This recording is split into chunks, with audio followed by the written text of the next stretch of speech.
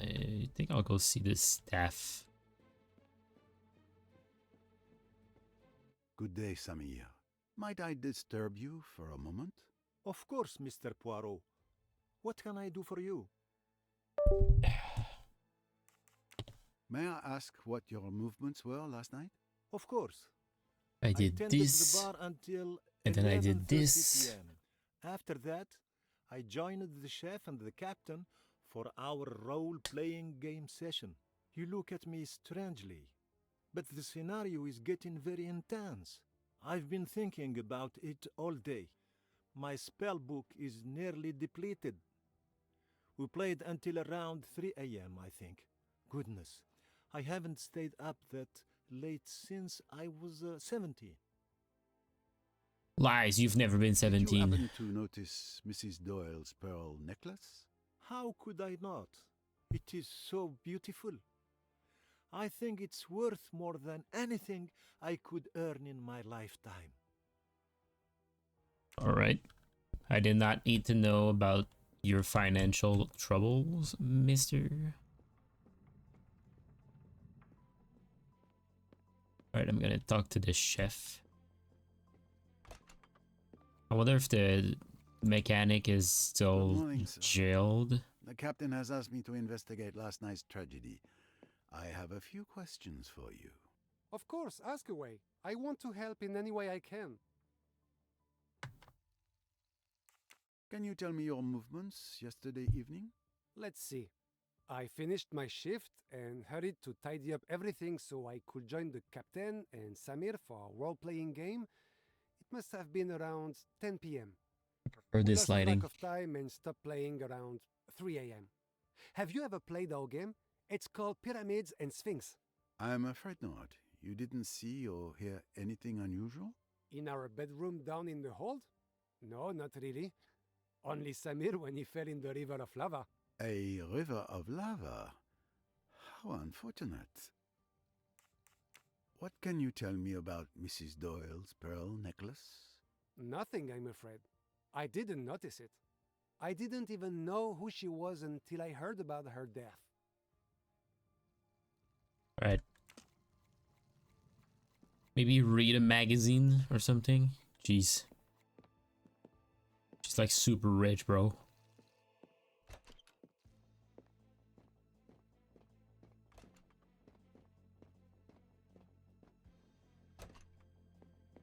Right, I'm gonna...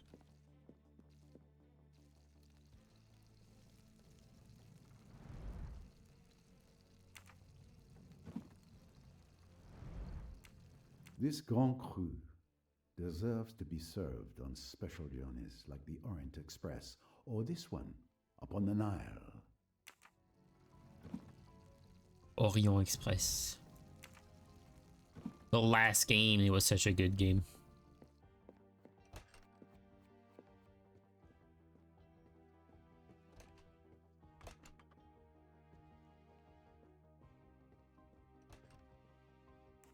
I imagine you had a rather quiet evening. Is this a joke? I'm completely cut off from the world, illegally detained and bored to death. Why'd you ask? I can at least relieve your boredom. What do you mean? Lynette Doyle was murdered last night.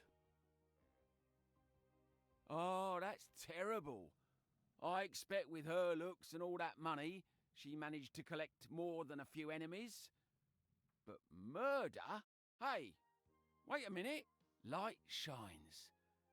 I know what you're I'm thinking. not thinking anything, bro. You've been locked in I'm there. still chained to a pipe in here.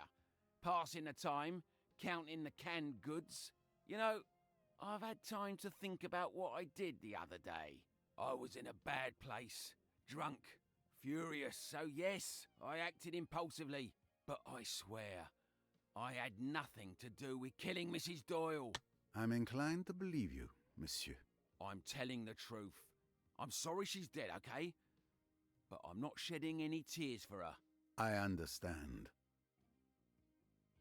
What can you tell me about Lynette Doyle's pearl necklace? Nothing. Why would I care what that rich kid was wearing? Why indeed? Hey, don't move.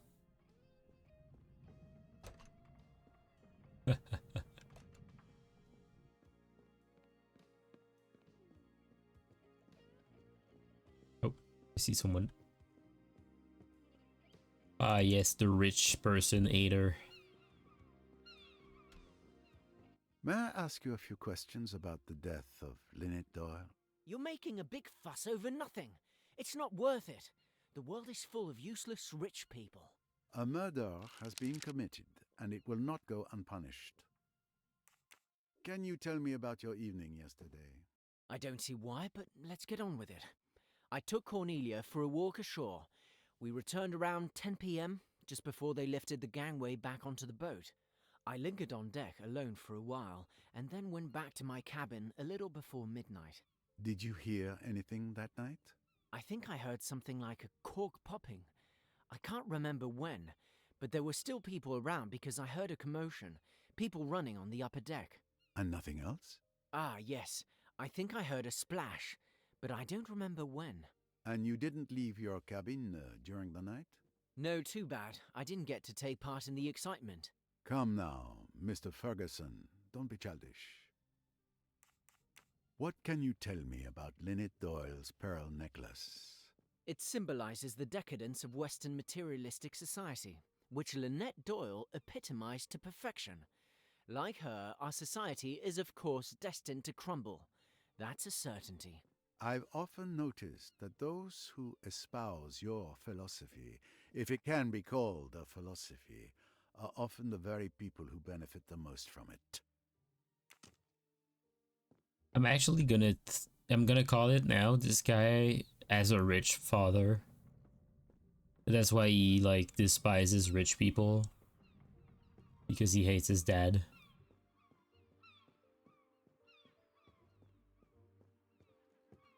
Good morning, sir. The captain has asked me to investigate last night's tragedy. I'd like to ask you a few questions. Of course, anything I can do. Can you tell me what you did last night? Like every night, I get off the boat for the curfew watch. The captain raises the gangway, and I stay on the dock all night to ensure that no one boards or disembarks during the curfew.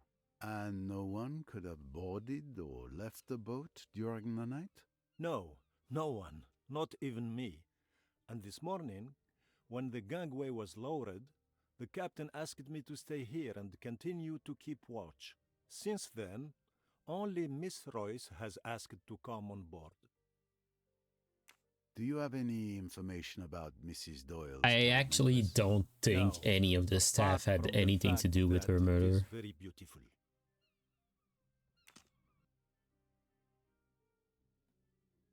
Like it wouldn't make sense.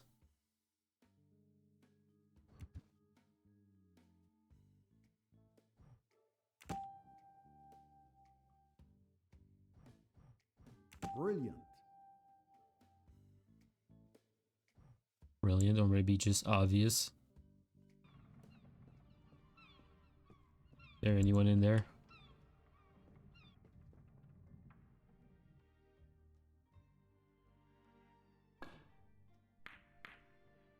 Nice shot. But one good shot doesn't make a game. Most certainly, my friend. And the next shot promises to be even more difficult. Excuse me, gentlemen, for interrupting. But would you have a moment to answer a few questions? Of course. Anything I can do to help. Right now? Can't we at least finish our game? I could insist, monsieur.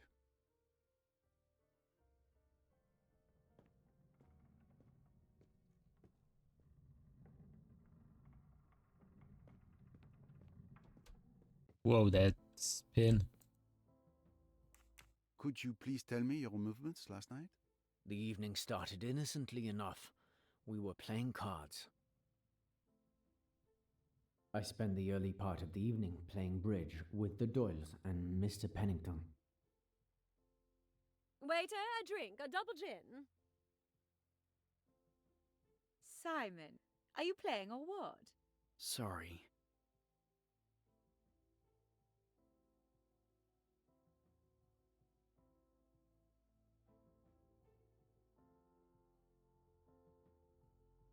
to revenge.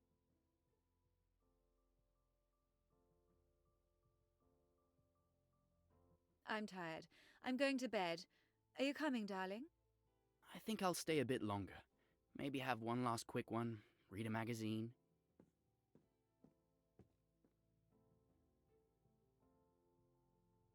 Well, I suppose that's it. I'm going to head out too.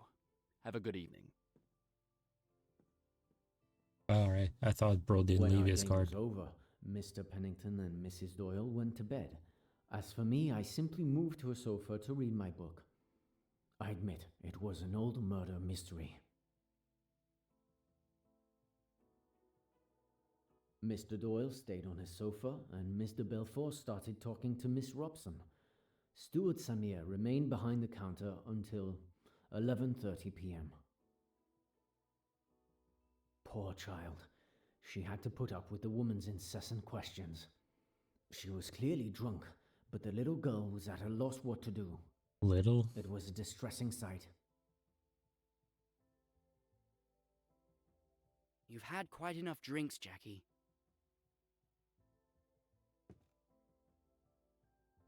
When the argument started to escalate, I seized the opportunity to discreetly slip away. Nothing makes me more uncomfortable than public confrontations.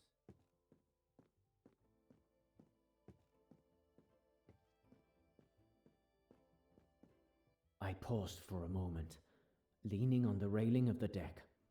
I could still hear them shouting inside, and I was relieved to have gotten out. I felt a pang of sympathy for poor Miss Robson, who wasn't as lucky as I was. That's when I heard the gunshot.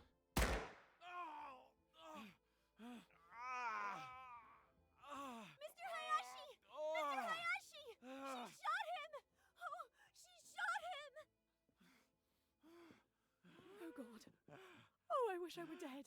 What have I done? What have I done? Hush, dear. Hush. Get her to her cabin, Hayashi. Miss Robson, get that hospital nurse of yours. Don't leave her. Make quite sure she's safe with the nurse looking after her. Then get hold of old Bessner and bring him here. For God's sake, don't let any news of this get to my wife. Why was he insisting on the nurse to watch over Jackie? I'll drown myself. I'll drown myself.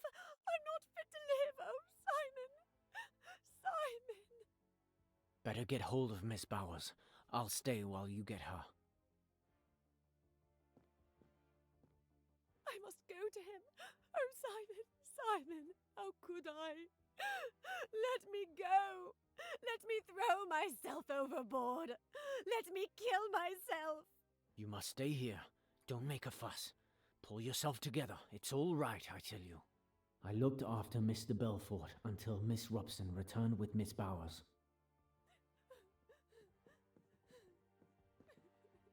Now then, what's all this? As Miss Bowers seemed to have the situation well in hand, I rushed off to wake Dr. Bessner. Dr. Bessner! Who's that? Stop making such a racket. It's Doyle. He's been shot. Mr. Belfort shot him. He's in the salon. Can you come? Let's see. It's not pretty, but it could be much worse. The bone is fractured, and there's considerable blood loss. Mr. Hayashi, help me carry him to my cabin.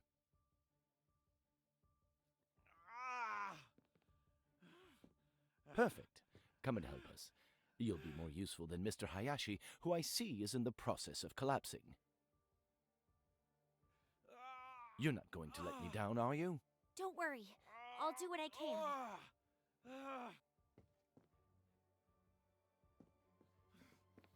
I confess, I've never been very comfortable with blood, so I mostly helped to clear the procession way to the doctor's cabin. I was surprised and pleased by young Miss Robson's mental strength and composure. It was as if she had been waiting for this moment to bloom. I stayed near the door to get some fresh air while the doctor attended to Mr. Doyle. The groans he made, it was terrible. Well, this is the best I can do. You've been brave. I'm going to give you something to help you sleep. And your wife? What should we do about your wife? She needn't know till the morning. You mustn't blame Jackie. It's been all my fault. I treated her disgracefully. She didn't know what she was doing. Yes, I understand. My fault, Miss Robson. Someone ought to stay with her. She might hurt herself. It's all right, Mr. Doyle. Miss Bowers is going to stay with her all night. Mr. Hayashi, the gun. You mustn't leave it lying around. Quite right. I'll go and get hold of it now. I searched the entire lounge for a good 10 minutes, but I couldn't find that damn revolver anywhere. It had completely vanished.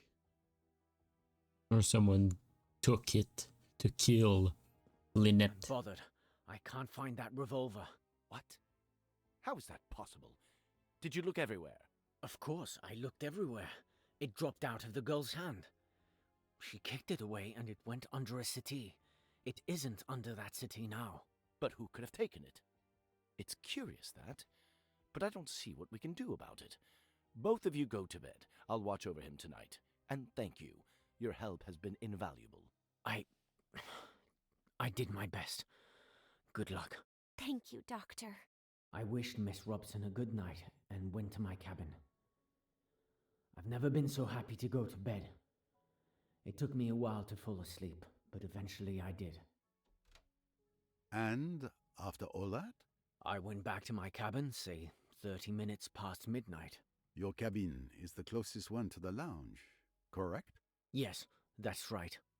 Did you notice or hear anything unusual after you returned to your cabin? Well, I think I heard a noise, like a splash, just before falling asleep. That was probably around 1 a.m. or so, but I'm not certain. Very well, Mr. Hayashi.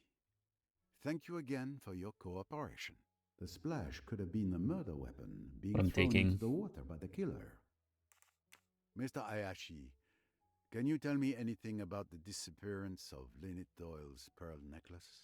Monsieur Poirot, I swear to you, I knew nothing of it until you informed me of its disappearance.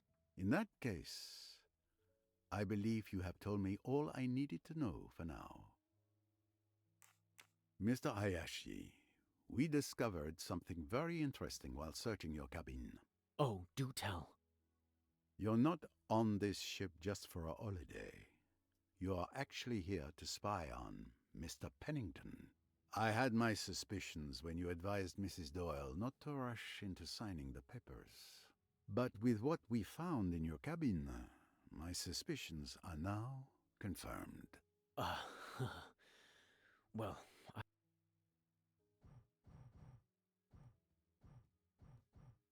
Where is he? Right there.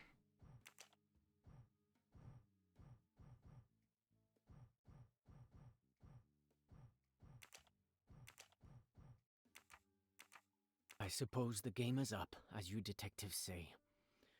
You are correct. I'm one of many employees of the Ridgeway Empire.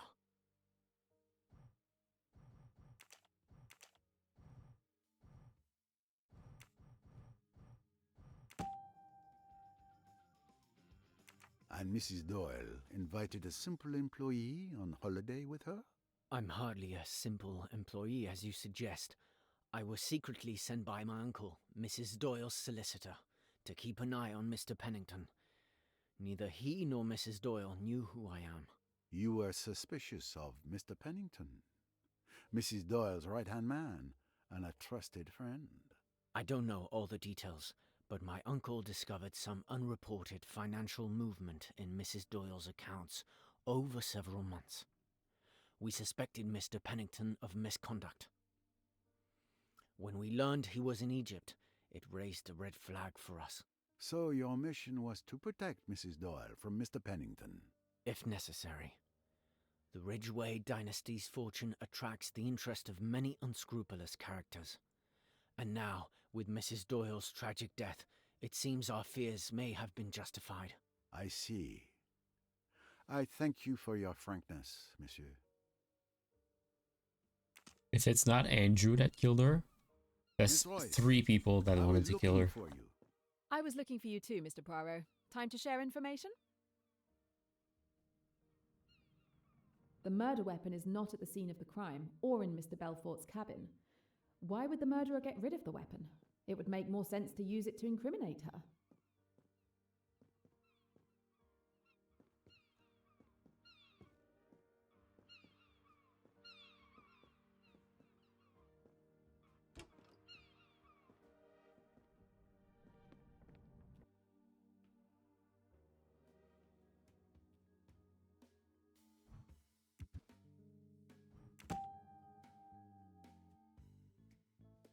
Score 1 for the forces of good. It just made me laugh to see them with the possibility that it's the killer shot in the water.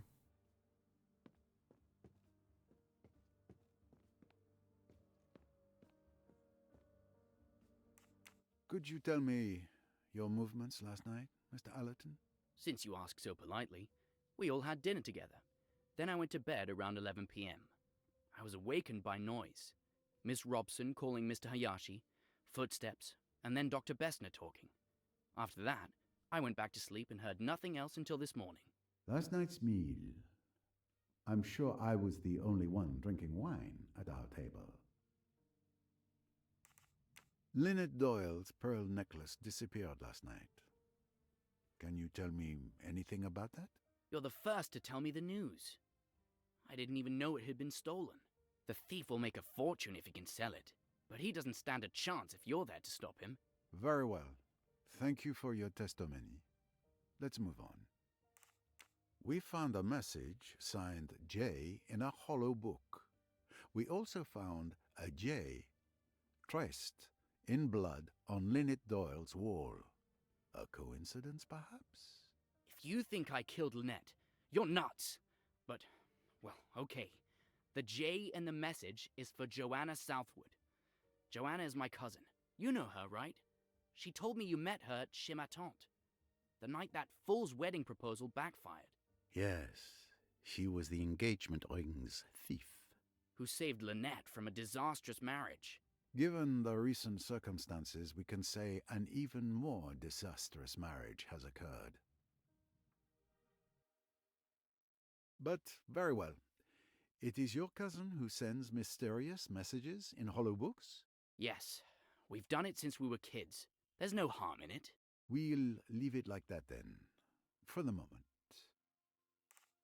We noticed that the stylus of your record player is missing from your cabin. Yes, I lost it somewhere while we were shifting our luggage in Aswan. That's unfortunate. The record player won't work without it.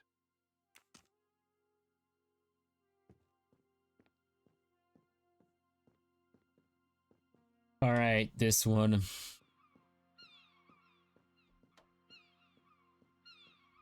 He's a difficult person. I'm gonna see if I can find any golden mustache. We've been on this boat for 2 days, and I believe we haven't had a chance to really talk yet. Indeed. It's too bad it's under such terrible circumstances. I would have much preferred to talk to you about my archaeological discovery yesterday. I'm sure it would have fascinated you. Could you tell me your movements last night? Of course. Time for the interrogation. Let's see.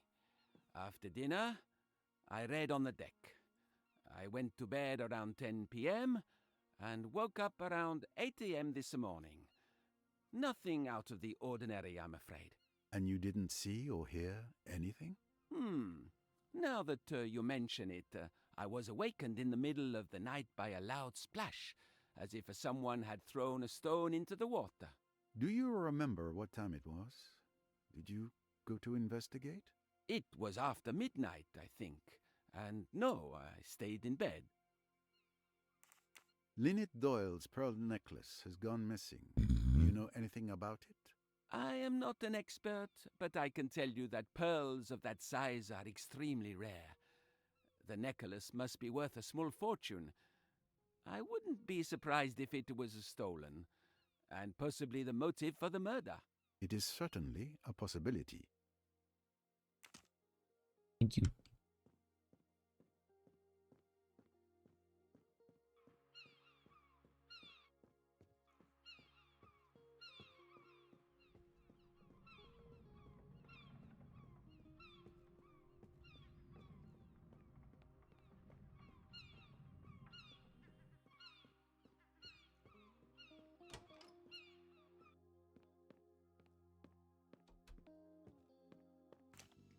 Mr. Pennington. Ah, Mr. Poirot. There you are at last. I was wondering when you would come to see me. You think I'm the one who killed the poor girl, don't you? I have discovered that jumping to conclusions only hurts the legs. But it's true that after the incident at Abu Simbel, your name is quite high on my list of suspects. I suspected as much. Please go ahead, interrogate me. I have nothing to hide. Can you tell me your movements last night? Well, you were there when I played bridge with the Doyles. Then that woman showed up, and Lynette wanted to go to bed, so we stopped the game. I went to my cabin soon after. What time was it? Around 11:30 p.m., I think. Did you see or hear anything unusual during the night? Around midnight, there was a commotion in the next cabin, Dr. Bessner's cabin. I didn't pay much attention to it. I drifted off again, slept till morning.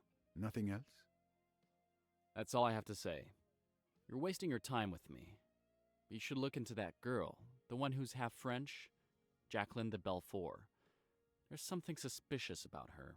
Rest assured, I won't overlook anyone. You were close to Mrs. Doyle.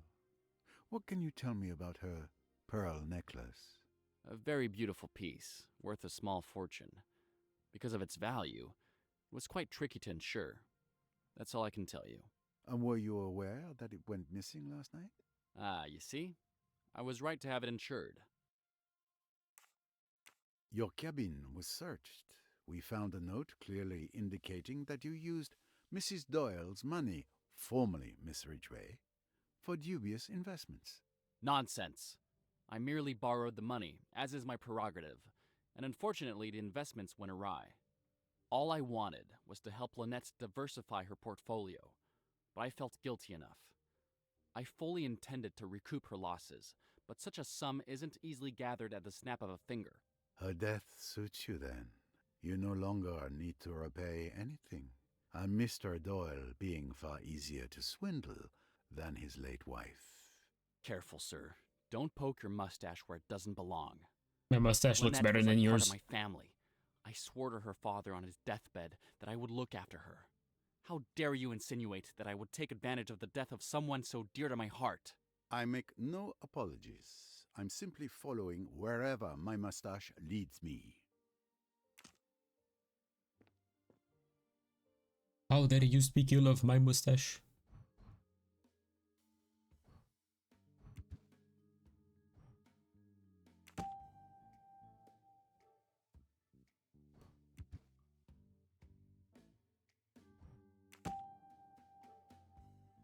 One less puzzle to solve. If someone wanted to drug me, the task is not impossible. Observing that I only pour from my own bottle, uncorked at the table, the perpetrator could easily target me and no one else. I must go and check on this. Excellent detective work. Naturally.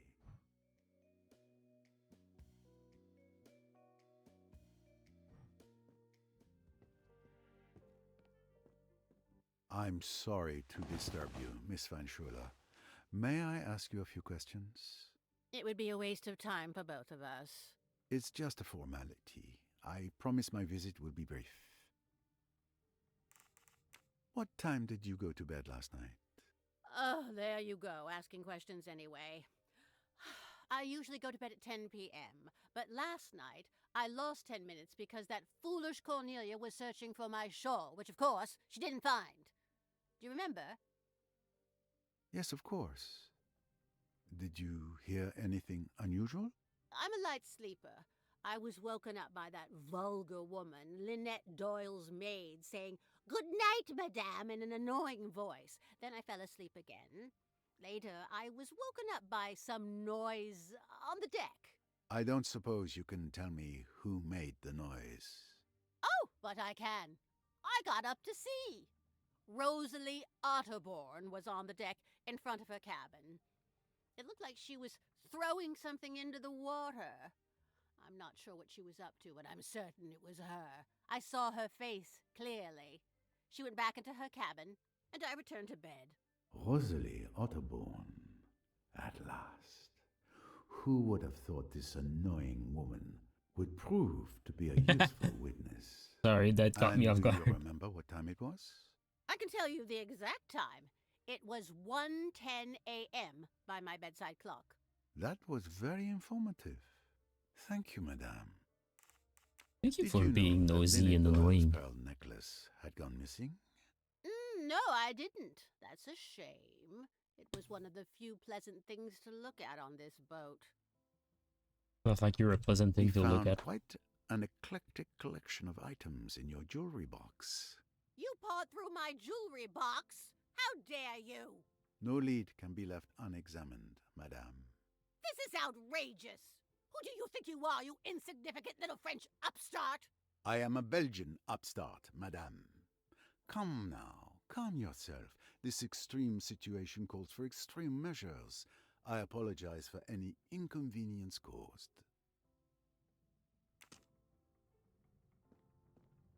Old mean ass.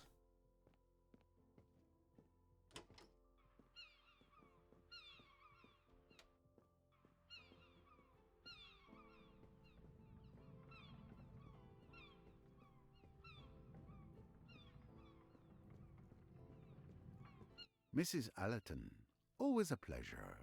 Pleasure shared, despite the dramatic circumstances. I would like to question you regarding the murder of Lynette Doyle, madame. That poor child. I'm so glad you're here. I'm sure you will find out who did it. That is my intention. I'm sorry to have to ask, but I must get a clear picture of everyone's movements last night. Can you tell me yours? Please don't apologize for doing your job. It's simple. Tim and I had dinner together, and then I went to bed around 10:30 p.m. and slept as well as usual. Nothing particular to report? Now that you ask, it was probably nothing, but I heard a splash. Everyone heard It a must have been splash. around 1 a.m. It may have been a dream, but I came fully awake. I listened carefully. It's so weird that everyone heard a splash. Then I drifted off again. Thank you, madame. Your testimony It kind of seems is like very important. it was rehearsed. What can you tell me about Lynette Doyle's pearl necklace? It's really very beautiful, isn't it? It was stolen last night. Oh, poor child. To be robbed and murdered on the same night. What kind of world are we living in? A very dangerous one, it would seem. Thank you, madame.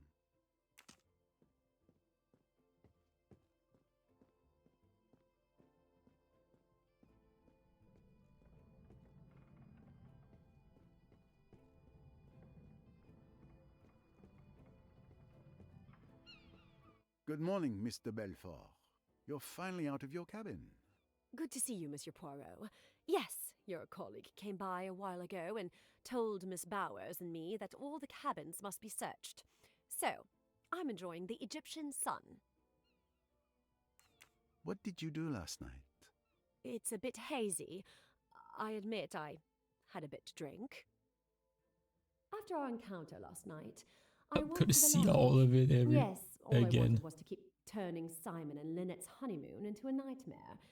I admit I drank a lot of alcohol. Well, I decided what to do to cause a nice little scene.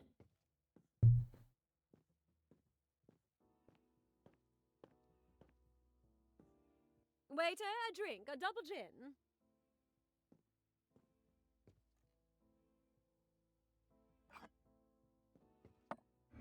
Damn, it was already waiting for you under the bar. To revenge. To revenge.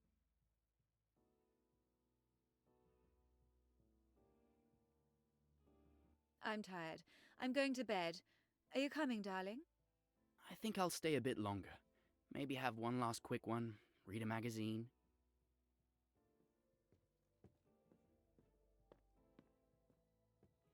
Well, I suppose that's it.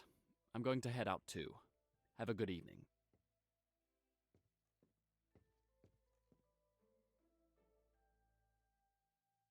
Robson. Cornelia, right? Tell me about yourself. About me? I'm not very interesting. Who are you? Where are you from? I want to know everything. Why are you interested?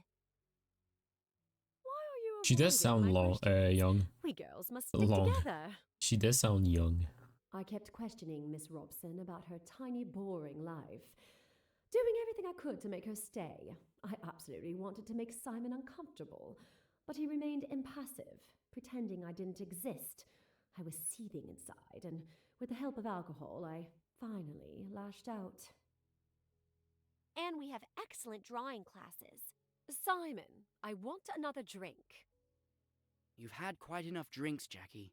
What damned business is it of yours? Go to bed, Jackie. You're drunk. If you're embarrassed, Simon dear, you'd better leave the room.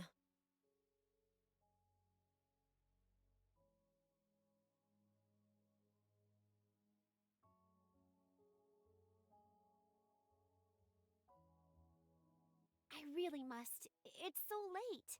You're not to go. You're to stay and hear what I've got to say. You're making a fool of yourself. For God's sake, go to bed. You're afraid of a scene, aren't you? That's because you're so English, so reticent. You want me to behave decently, don't you? You damned fool. Do you think you could treat me as you have done and get away with it? I told you that I'd kill you sooner than see you go to another woman. You're my man, do you hear? You belong to me. I'll shoot you like a dog, like the dirty dog you are.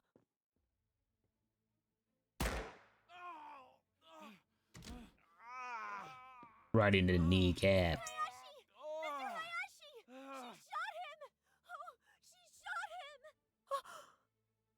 I didn't mean. Oh my God. I didn't really mean. Oh God. Oh, I wish I were dead. What have I done? What have I done? Hush, dear. Hush. Get her to her cabin, Hayashi. Miss Robson, get that hospital nurse of yours. Don't leave her. Make quite sure she's safe with the nurse looking after her. Then get hold of old Bessner and bring him here. For God's sake, don't let any news of this get to my wife.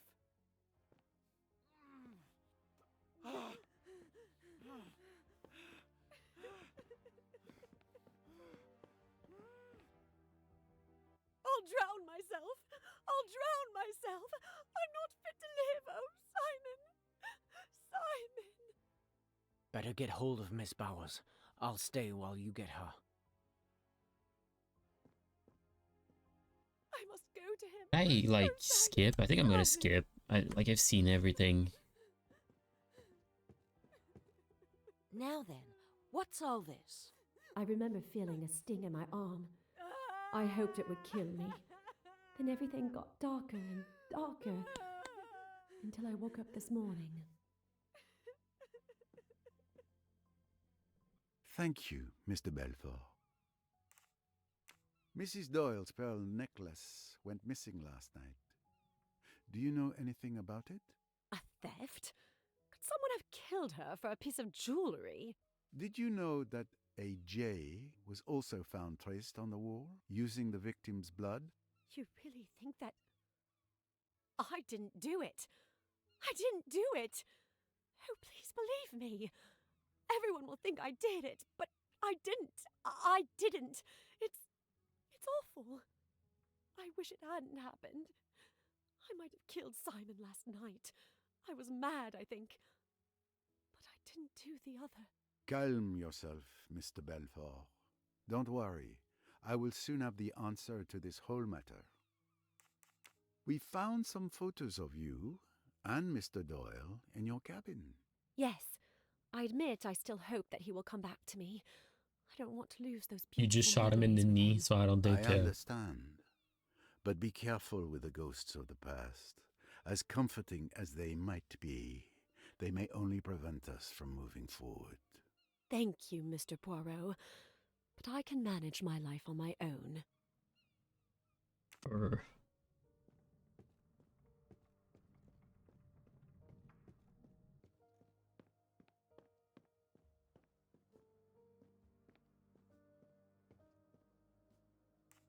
What did you do last night? She's Let me gonna see. tell Last night was everything eventful, to say again. the least. I had gone to bed early after dinner, but I was abruptly awakened by Miss Robson around midnight. Miss Bowers! Open the door! In the middle of the night, I was woken up by a pounding on my door. I got annoyed, wondering if it was a bad joke, but when I saw the little girl's face... How old is she? I keep calling her a little girl. Miss Robson, what's happening? Are you all right? Oh my god! It's Mr. Belfour! She shot Mr. Doyle! She keeps saying she wants to kill herself! We need you! And Mr. Doyle, is he all right? He's in the lounge. He has a bullet wound in his leg. Mr. Hayashi will get Dr. Bessner once we've reached Miss de Belfour. If she's left alone, she might harm herself.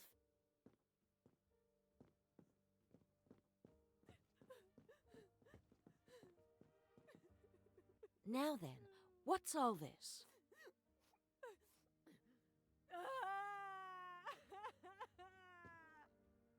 That was very NPC. Not at the moment. I'll give her a sedative and stay with her all night. Go and help the others with Mr. Doyle. I'm sure they'll need you more. When the little girl came out of the room, I administered the sedative to Miss de Belfour. Within 5 minutes, she was sleeping like a baby. I sat down in an armchair and waited like that until the morning, getting up from time to time to check that she was all right. As I mentioned, I stayed up the rest of the night watching over Miss de Belfour. I'm afraid that's all. No need for apologies. Your testimony is extremely valuable.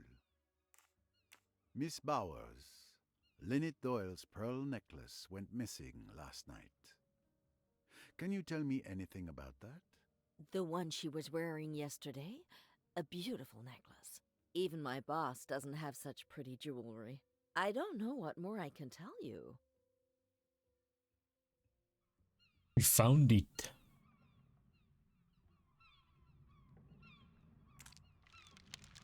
Are you sure you can't tell me anything more? What are you implying, Monsieur Poirot? Monsieur Poirot. Perhaps you forgot to mention that you have Lynette Doyle's necklace in your cabin? Oh, I see. So you found it. But it's really not what you think. Will you kindly explain, Miss Bowers? Miss Van Schuler, she can't help it, you know. But she does...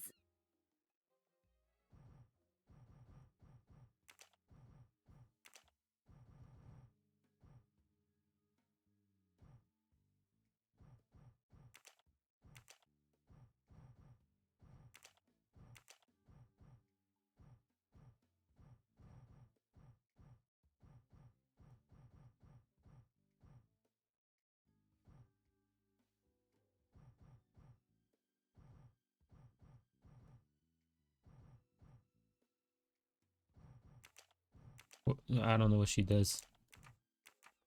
take things. Especially jewelry. That's really why I'm always with her. It's not her health at all. It's this little idiosyncrasy. I keep on the alert, and fortunately there's never been any trouble since I've been with her. And she always hides the things she takes in the same place. So that makes it very simple. How did you discover they had been taken?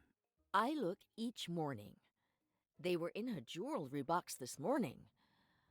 I went along to put them back, hoping that Mrs. Doyle wasn't up yet and hadn't discovered her loss. But there was the captain standing there, and he told me about the murder and that no one could go in. So then, you see, I was in a regular quandary. But I still hoped to slip them back in the cabin later, before their absence had been noticed. You see, the Van Schuler family is so particular.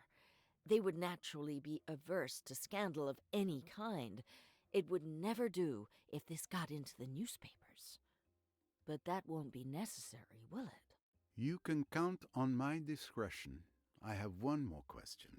Miss Van Schuler is a kleptomaniac. Has she also a tendency to homicidal mania? Oh, dear me, no. Nothing of the kind. You can take my word for it, absolutely. The old lady wouldn't hurt a fly. And at last, we have the entire story. Thank you for your honesty. And rest assured, I won't bring up the matter with Miss Van Schuler. Thank you. I don't think Miss Van Schuler noticed it. But just to be sure, I counted the pearls on the necklace. There are 33. 33? That's not what I remember. I wonder if there is a photo of Mrs. Doyle wearing the necklace to verify the number of pearls.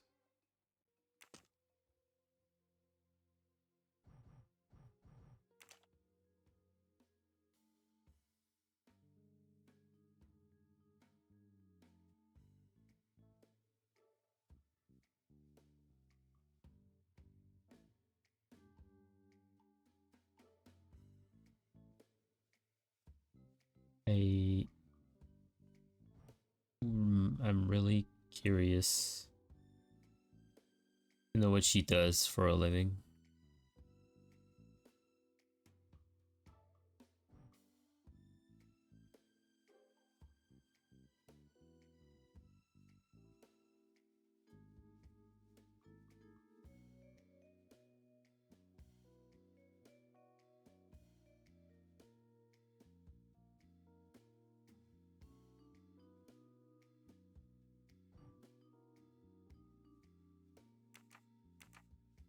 There's nothing that says what she does yet.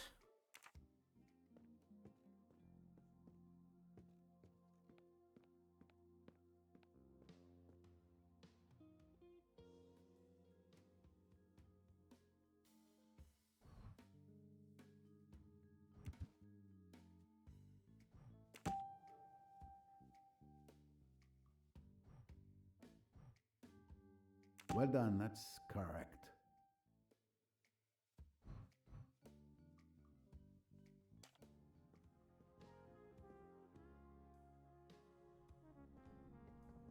Enjoying the sunshine, miss? It would be a crime not to, would it not, on such a beautiful day? It's more the tranquility of the place that drew me here. I understand.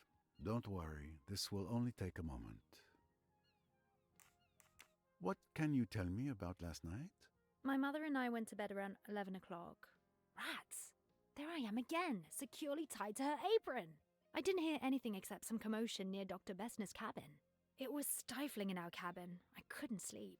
Around 1 a.m. Check if I got the... Alright. I went out on deck for some fresh air. I didn't stay long. I went back to sleep afterwards. I had no idea what had happened until this morning.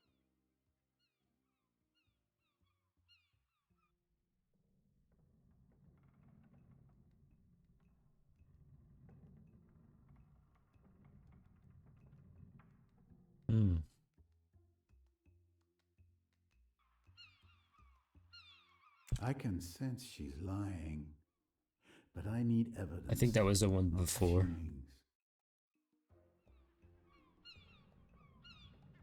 Are you absolutely sure you were just taking a walk? What do you mean? Of course I'm sure.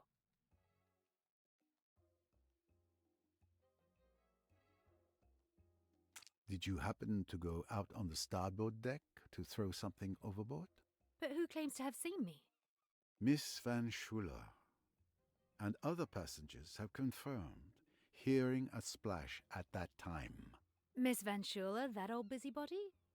Maybe she heard a splash. I didn't. She still refuses to admit anything. I need to know what was thrown overboard. There's only one thing left to do. Recover that sunken treasure. The steward, Tarek, might be able to help us. Which one is Tarek? Oh, okay. What can you tell me about Mrs. Doyle's pearl necklace? Her necklace? Nothing at all. I admit being pleased with myself. When I saw it, I wasn't jealous.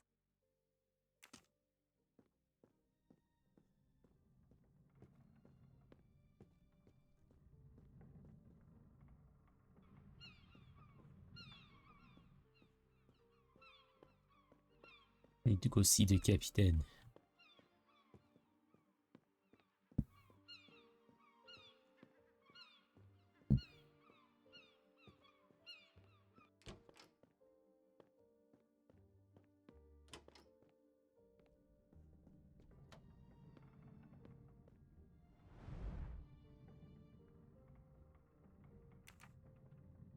So it's basically like their version of D&D. Good morning, Captain. Ah, Mr. Poirot, my turn to be interrogated for your investigation? Nothing to worry about. It is the detective's routine to ask questions. What did you do last night? Well, I have a new hobby recently. Role-playing games. It was an American tourist who taught me a few months ago. And I got completely hooked. The game we play is called Pyramids and Sphinx. I converted the chef and Samir, and we play almost every evening. I'm the game master. I adjust the scenario as we go along. They never know what diabolical plan I have in store for them. It's always a mystery. Have you ever played it? Or is he I've basically had, the a similar the GM? experience from time to time. When did you start playing? We started at 10 p.m. as usual, and Samir joined us around 11:30 p.m. It lasted until about 3 a.m., I think. And did anyone leave during the game? Not even to go to the bathroom. We were also involved in it. Damn. Imagine that. Bunch of middle-aged men holding their pee in. Mrs. Doyle's pearl necklace? I don't know if it's relevant, but I've only seen pearls like those once before. They are found only in the Sea of Japan. Thank you. Irrelevant, but thank you.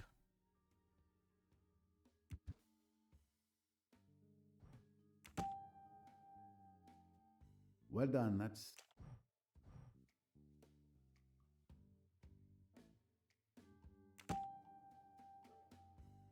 Well done, that's... All right. Every question must have its answer. For the same reason as the other one. That's fair. Chapeau. No, that's not correct.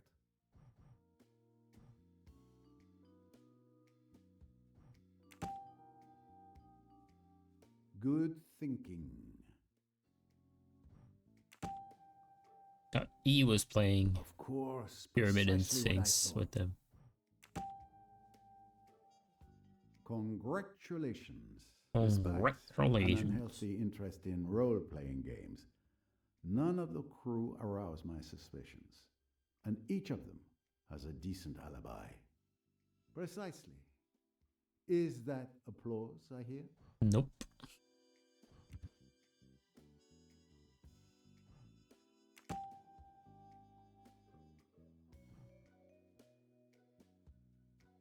Exactly.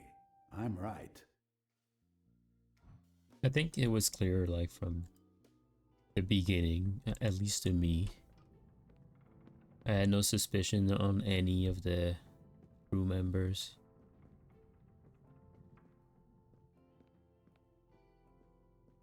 That I get stuck on.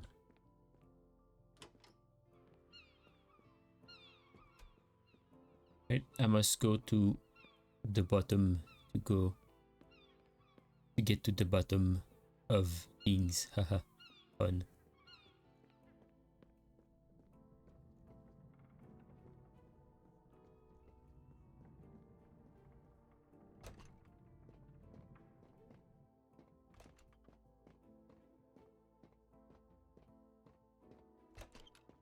I guess I could ask for help.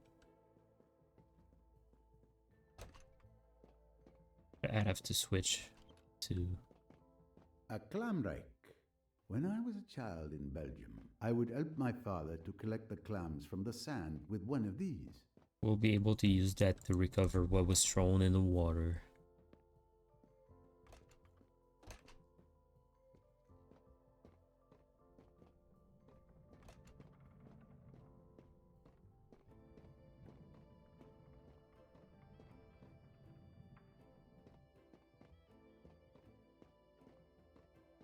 I'm feeling antsy because I haven't found a single golden mustache.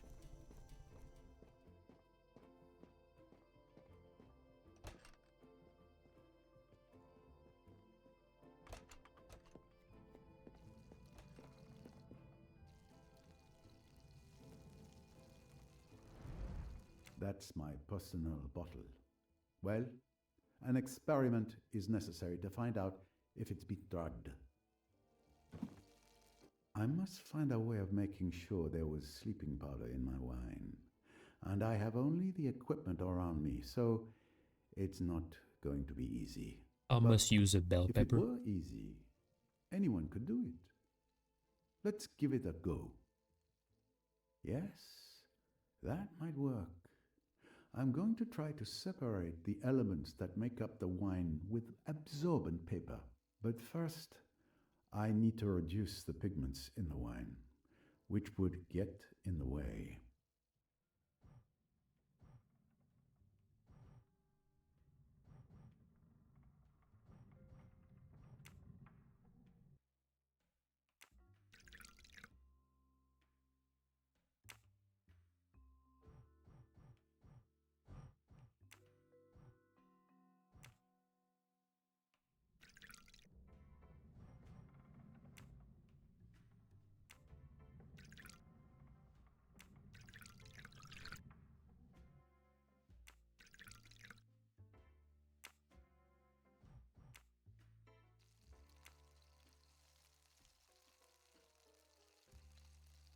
That doesn't seem to change anything, which makes sense, since wine and vinegar have the same pH. Wine 3, vinegar 3. Is it this one?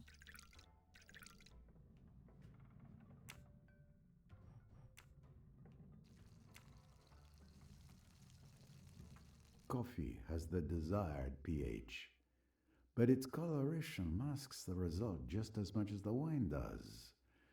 Bad candidate. I think it needs to be two things.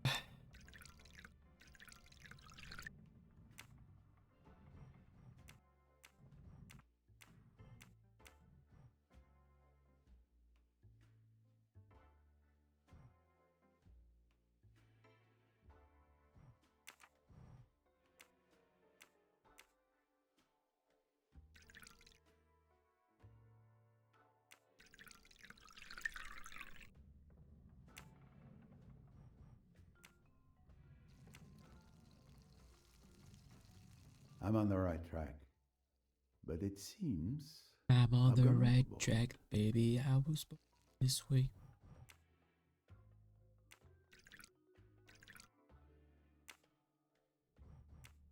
Got it. Yes, that's the right solution. The wine is transparent enough to see the result without masking it. And there is indeed an intruder. I count 4 spots instead of 3.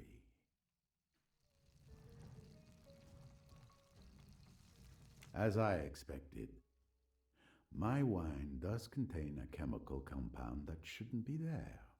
Something has been added to it.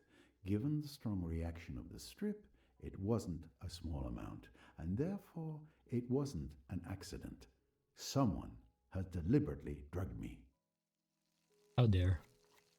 Exact. Someone did drug me last night. But why? It's logical. Any meticulous criminal would want to avoid having Hercule Poirot present and alert during his misdeed. So he would have drugged me to remove me as a threat. Which means... This clue proves that the crime was carefully premeditated. The fact that my bottle had been drugged before the murder, possibly several hours before, proves that the killer had as long as an hour or more before removing me as a danger. I think I understand how the murder happened. I should present my findings to Miss Royce.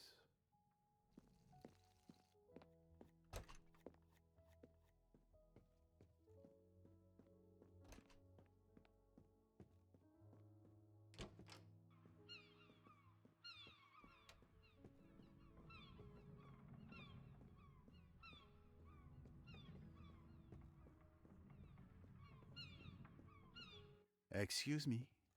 I need to fish something from the bottom of the river. Do you have a tool you could lend me? I am not sure what would work the best. There's a clam rake in the ship's storeroom. It's a kind of rake with a net for collecting shellfish. Ah, a clam rake. But of course. Thank you.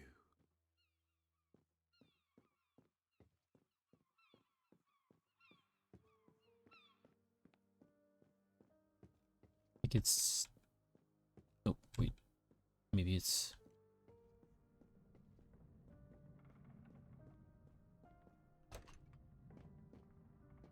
Yep. I doubt Miss Royce has ever used one. But I expect she's a fast learner. With this, Miss Royce should be able to fish out what Miss Otterbourne threw in the water. I'm not really dressed for it these days. Oh, really? The little princess?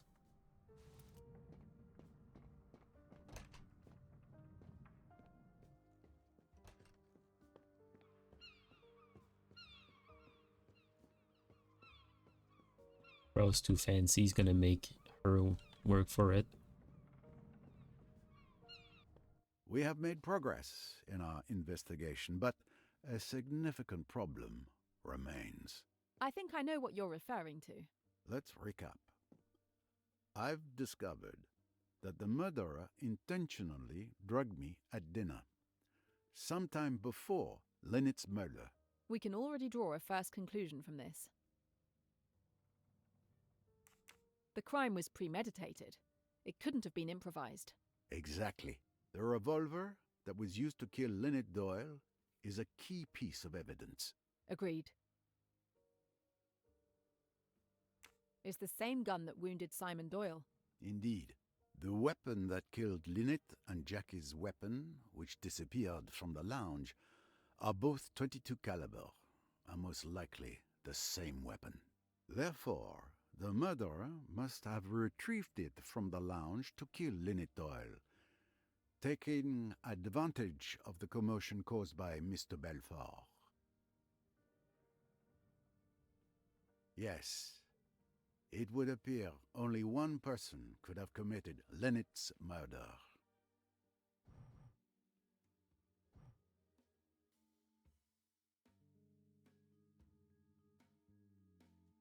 That's almost it. That's it. It's not possible, though. It would seem that only Mr. Belfort could anticipate that the revolver would be there last night, available to kill Mrs. Doyle since she threw it down there, knowing that thanks to the excitement, a convenient weapon would end up by chance in the lounge, ready to be used again. So if I follow your reasoning, Mr. Belfort should be the murderer. So it would seem. What do you think? Do you believe she killed Mrs. Doyle? Everything we've just said certainly accuses her. But there's a problem. That's exactly right. We have other evidence that exonerates Jackie. Yes, you're right. She simply was never alone all evening. Yes. If we trace the sequence of events.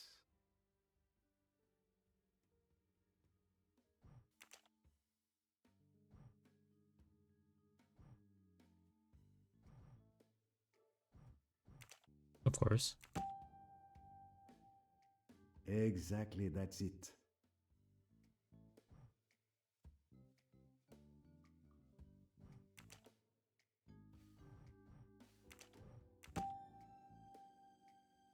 Excellent deduction.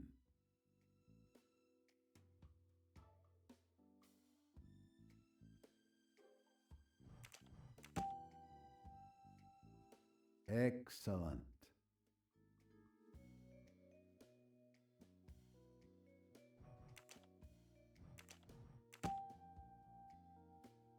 Well done.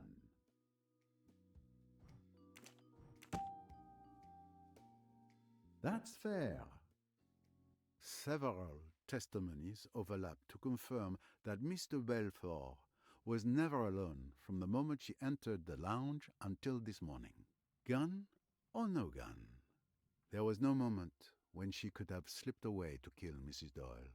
So Mr. Belfort is the only one who could have done it, but she couldn't have done it. Did I say that out loud?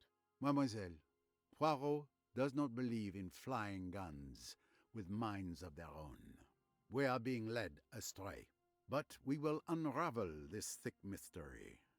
I'm convinced of it. There is still much we don't know. The investigation must continue. Time for me to check in with Miss Royce.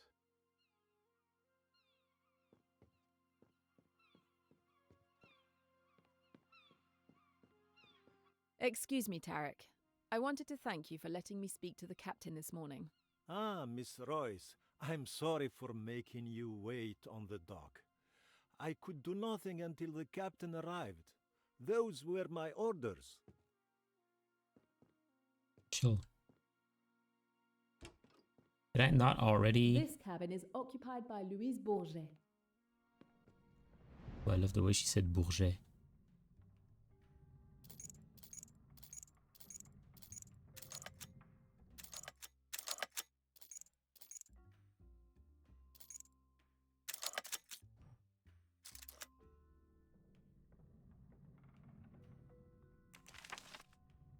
A few francs. Hardly enough for a trip like this one.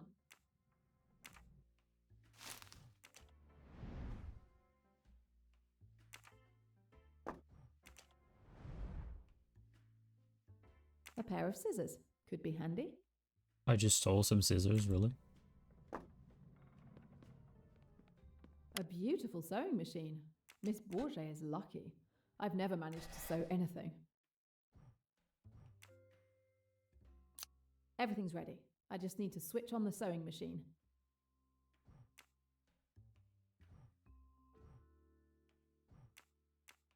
The sewing machine won't start, even though it's plugged in properly.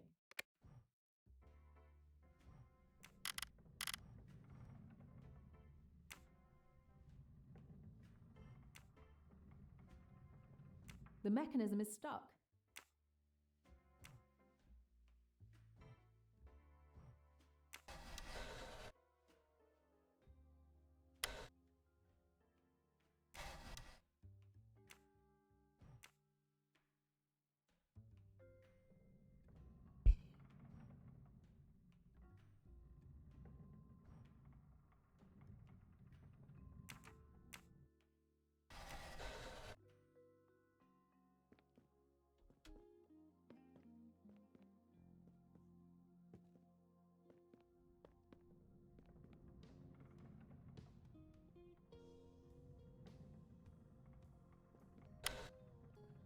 In the hood. Everything's ready.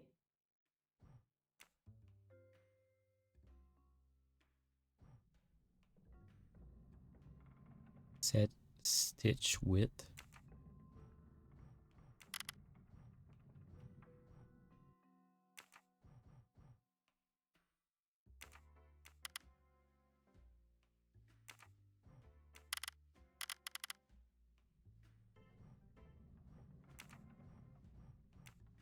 The sewing machine won't...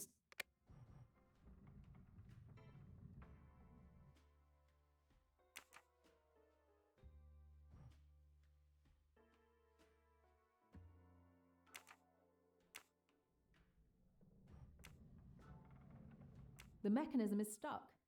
The mechanism is stuck. Everything's ready.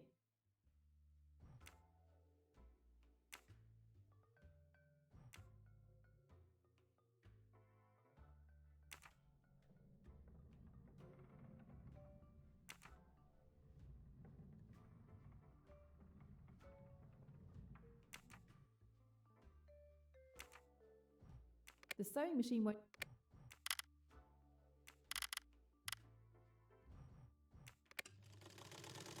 Voila! The sewing machine is working.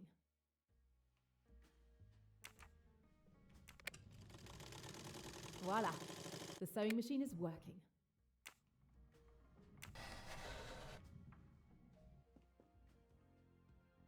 That's cool, but what am I supposed to do with it?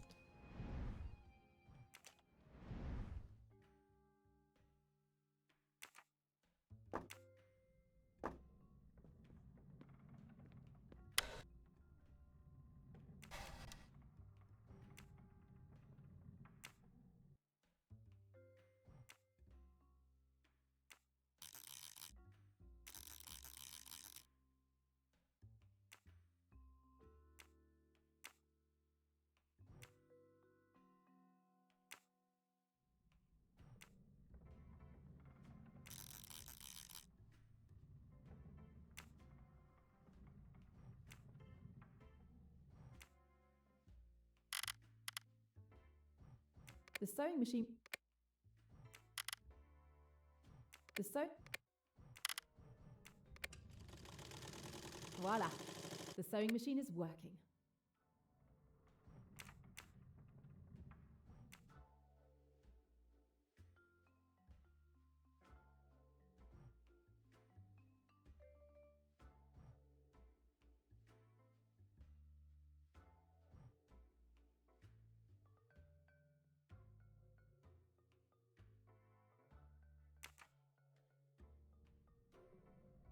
It's already at that.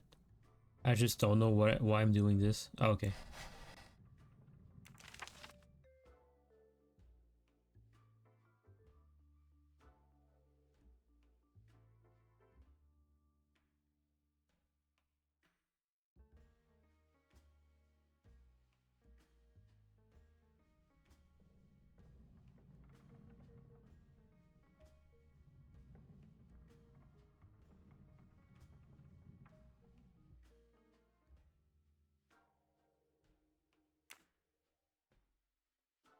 It looks like an estimate of the value of Mrs. Doyle's necklace.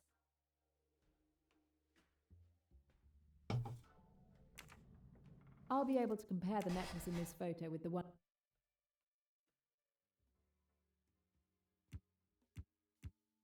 Miss Bowers gave me.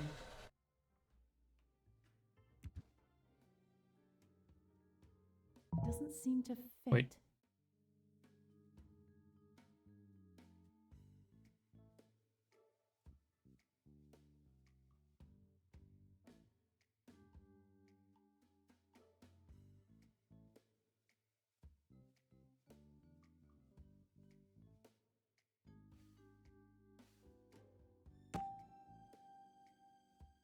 Score one for the forces of good. Poirot was right.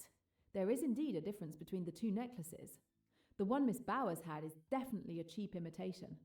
We need to figure out who could have swapped this one with the real necklace. I was born to be a detective. And I was born to be a failure.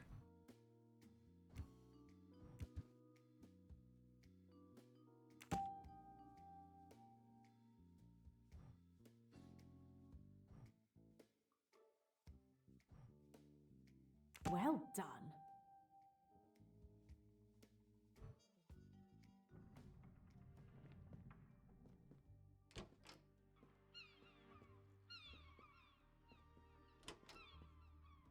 The young Cornelia Robson is staying here. Why is her age so mentioned?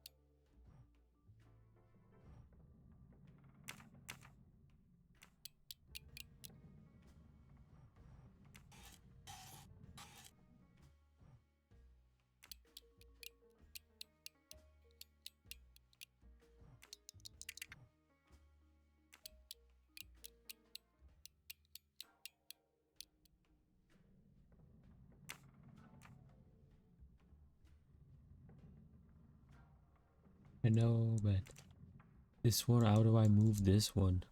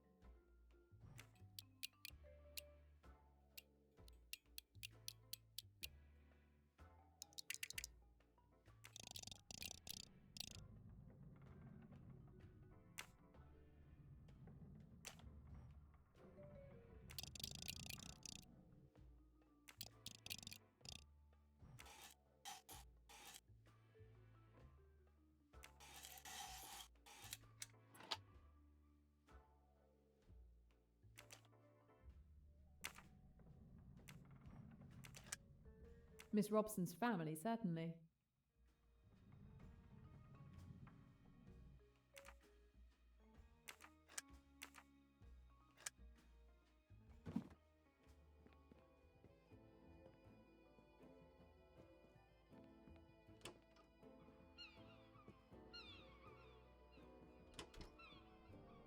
This cabin is not occupied. There's nothing of interest here. Other than a golden mustache, perhaps? No. Golden mustache. Break my heart. This is where we come to take sheets.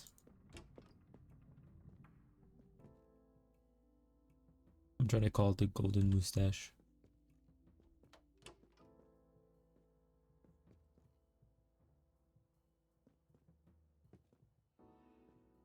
I haven't found a golden mustache in so long.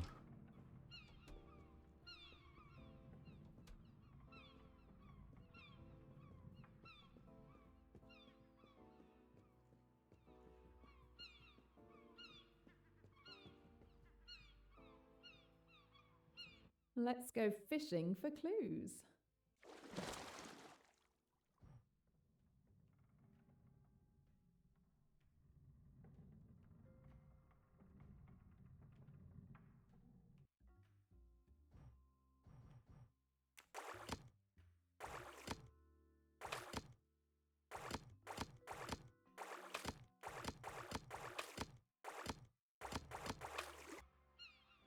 I'm too good.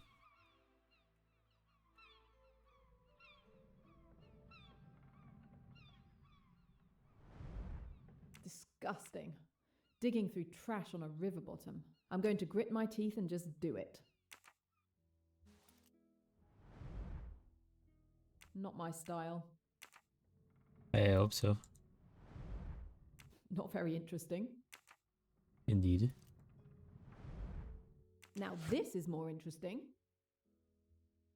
Looks like the fishing was good. And Her the stamp mother's... on the bag reads Karnak. This bag came from the boat. Now we need to find out where the bottles came from.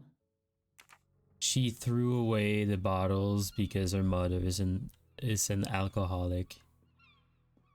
What a good daughter. And she was trying to protect her.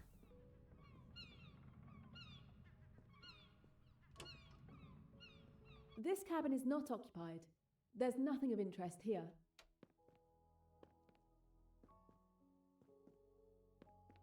How could you say that?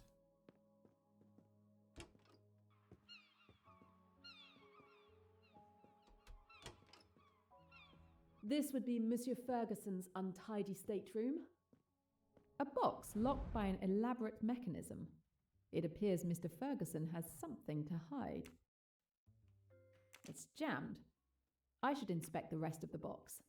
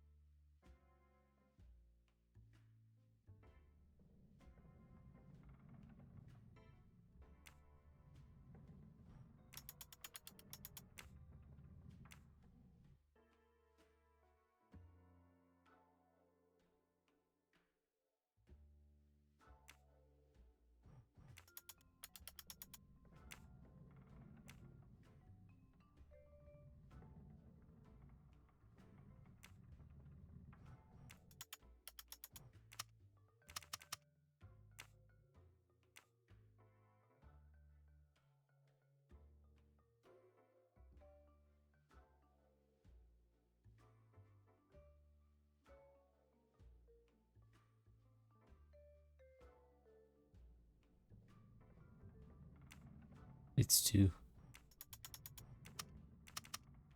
Ow.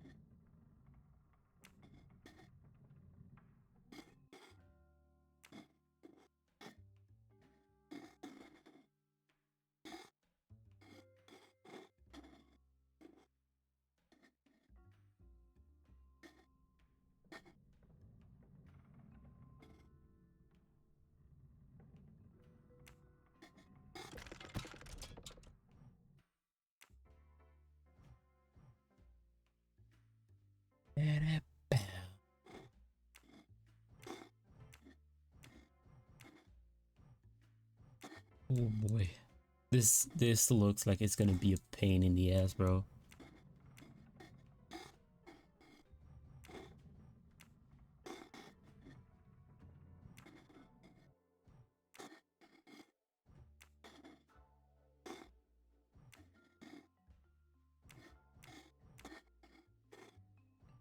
Or maybe not.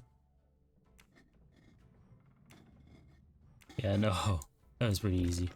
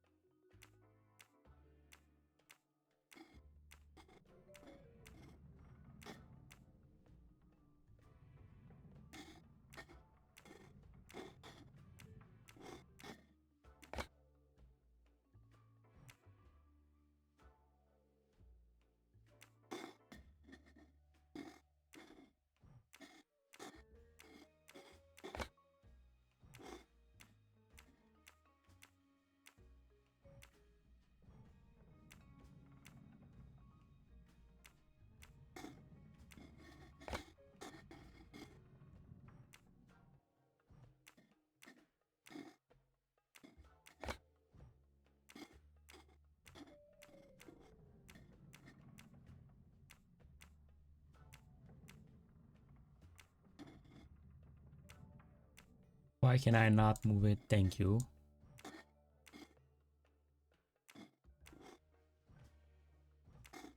I feel like the yellow one was the first one I should have.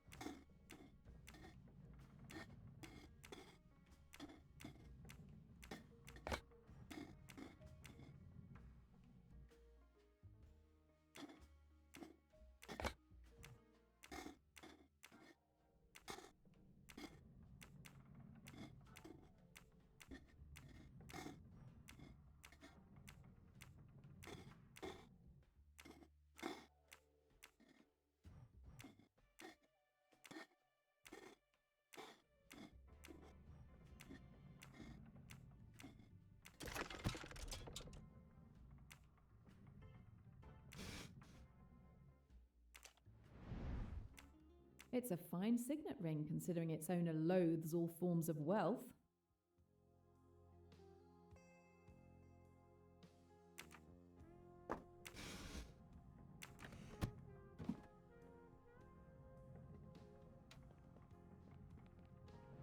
Found you! Golden mustache!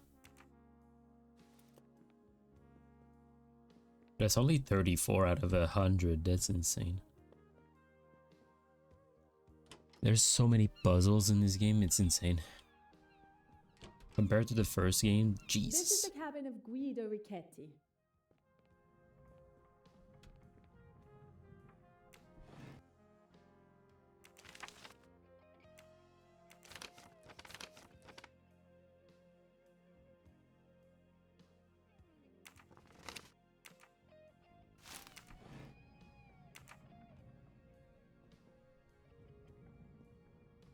A code? Mr. Richetti doesn't want anyone going through his things.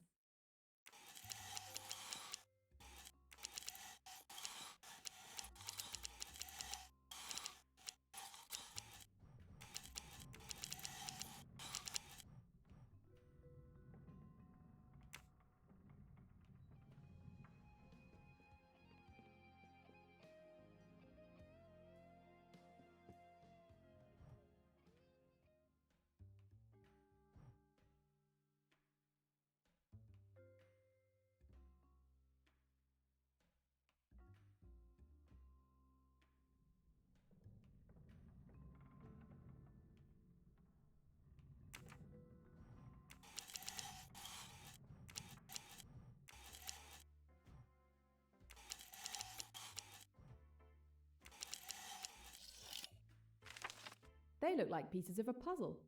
There must be a reason Mr. Richetti has saved them.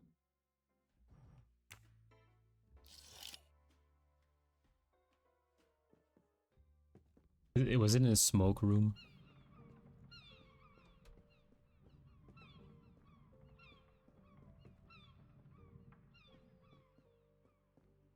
So it's upstairs.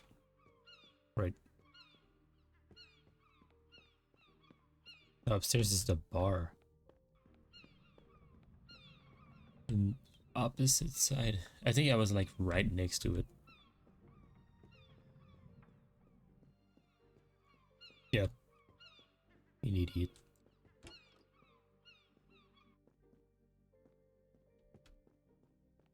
The shapes drawn on Richetti's papers seem to match the shapes on this globe. Let's see if we can find a match.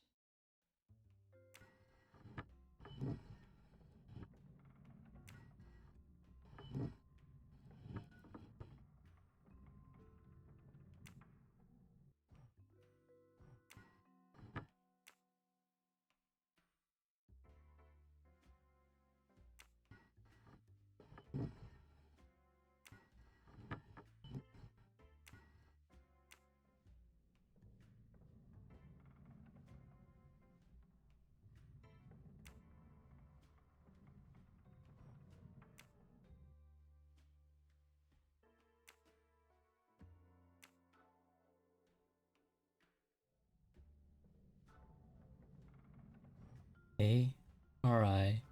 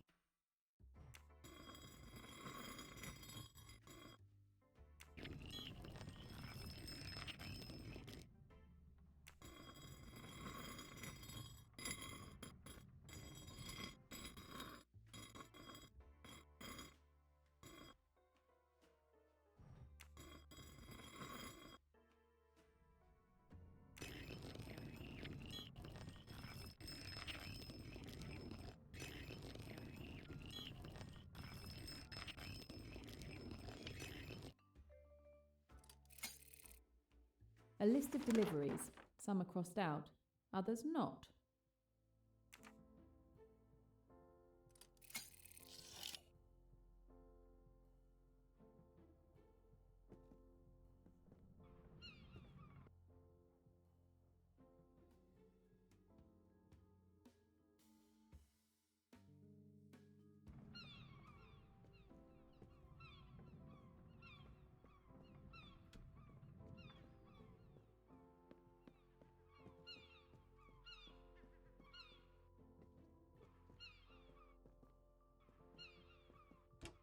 Or do I need to go back?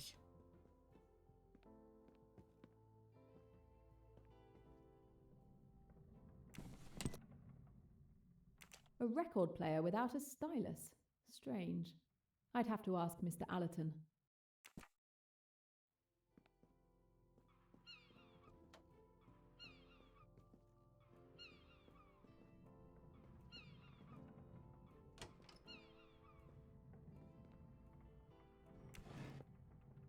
These traces seem to match the bottles fished out.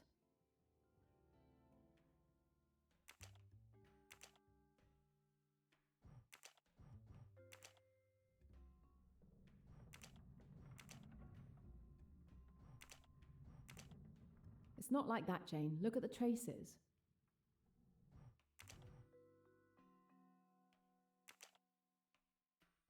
The bottles match the traces perfectly. It can't be a coincidence. The recovered bottles belong to either Salome or Rosalie Otterbourne.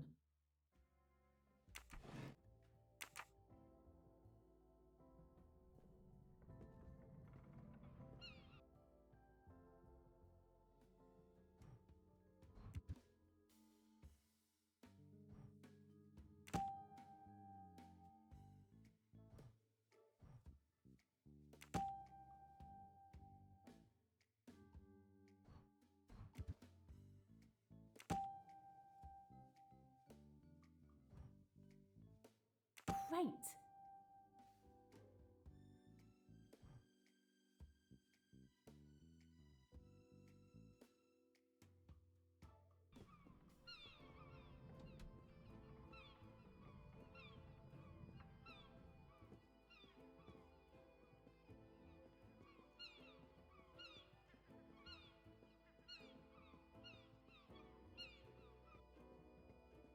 Need to go speak with Tim.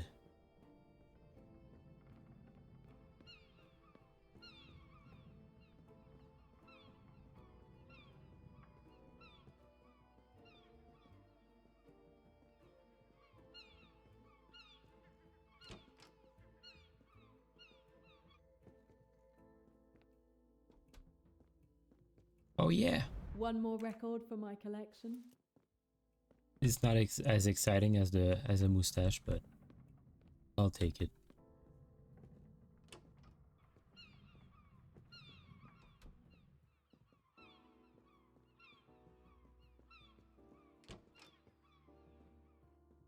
Where's Tim? How have you been since Mallorca? I thought I recognized you. Despite the tragedy, I'm doing okay, thank you.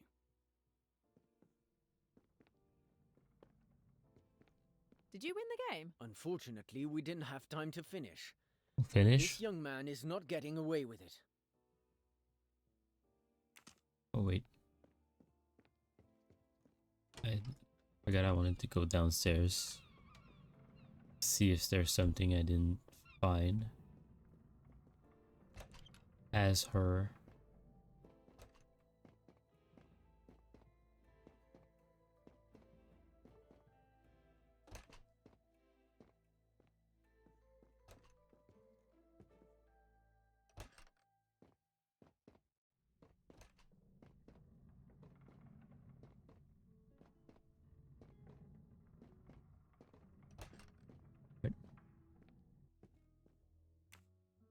It may be time to compare notes with Mr. Poirot.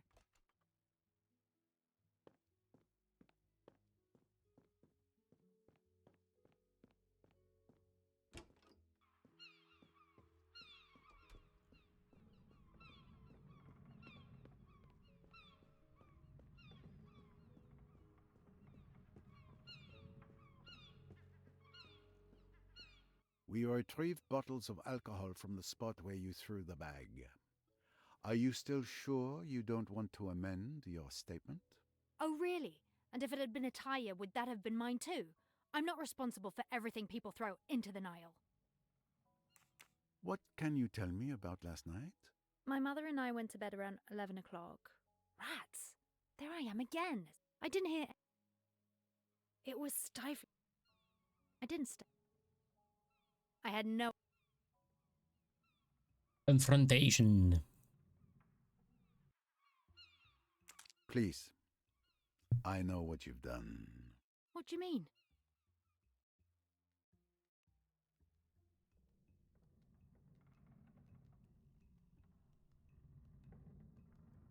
That's enough now.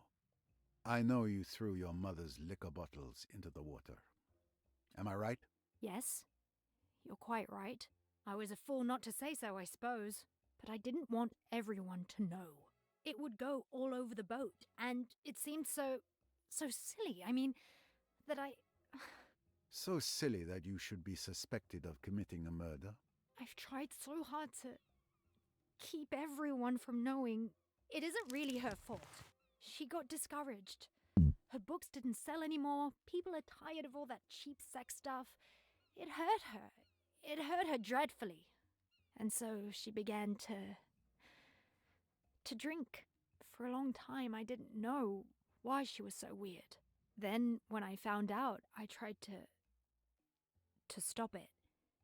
She'd be all right for a bit. And then suddenly, she'd start and there would be dreadful quarrels and rows with people. It was awful.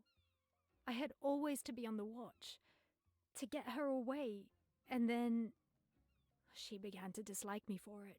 She's turned right against me. I think she almost hates me sometimes. Pauvre petite. Don't be sorry for me. Don't be kind. It's easier if you're not. I'm so tired. I'm so deadly tired.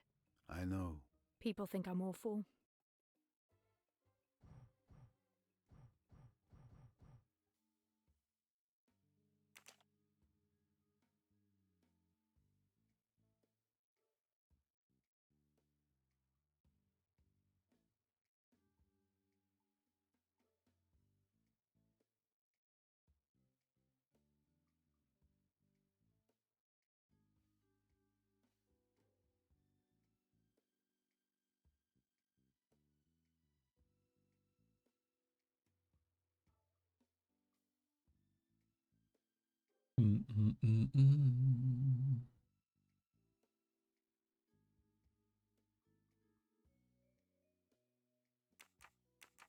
Stuck up and cross and bad-tempered. I can't help it. I've forgotten how to be nice. You have carried your burden by yourself too long. It's a relief to talk about it. You've always been kind to me, Mr. Poirot. I'm afraid I've been rude to you often. Are you going to tell everyone? No, it is not necessary. Just tell me what I want to know. Now tell me, mademoiselle. Miss Van Schuler saw you.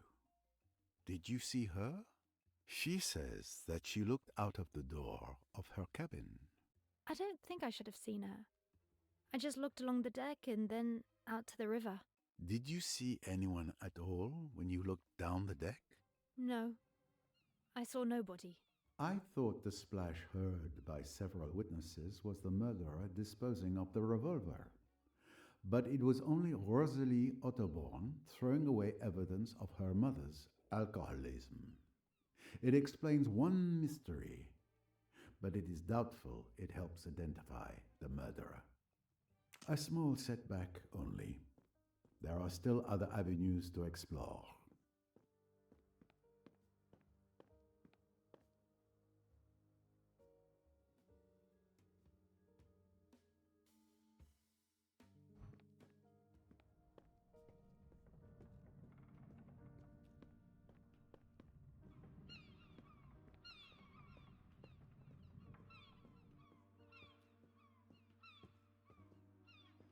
Am I disturbing you? Just a moment. just had an inspiration. All right, I'm listening. Mrs. Otterborn, can you tell me what you did last night? An interrogation. How exciting. As you know, we all had dinner together. It was quite pleasant. Afterward, I took a stroll on the lower deck. It's quieter there. My daughter came to get me, and we went back up to our cabin around 11 p.m. I slept like a log. Must be the Nile air. Lynette Doyle's pearl necklace has gone missing. A theft and a murder. The plot thickens. A crime of passion. Murder? A primitive instinct. That Jacqueline, with her passionate temperament, obeying the deepest urges of her being, sneaking through the shadows. I see the crime has touched you deeply. Mrs. Otterborn, my associate found what was hidden in your typewriter. Your little secret. Oh, I don't know what you're talking about. And besides, find me a person on this boat who doesn't have a little secret to hide.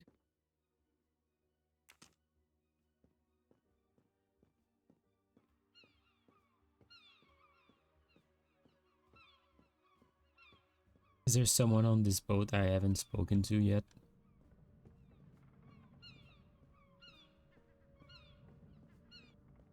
I don't think so. Spoke to him. Oh, new information. We found a signet ring with a peculiar coat of arms in your cabin.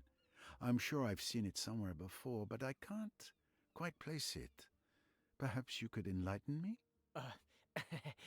I have no idea because it's just a keepsake. Just a trinket I brought back from a trip. Nothing significant. Yet, it was well hidden. In any case, this ring likely holds no importance for my investigation. He was very nervous.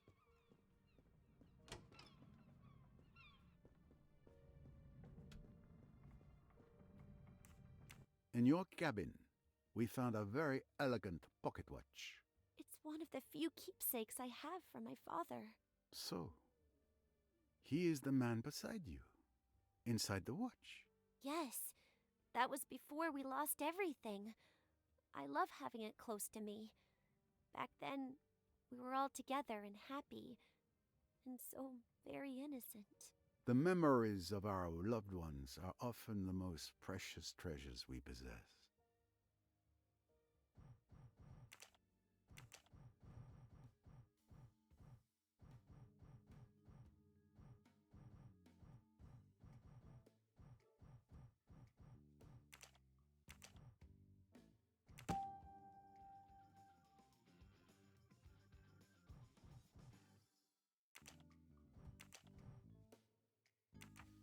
I really wonder what she does. What if she's the spider, bro? She's the Black Widow.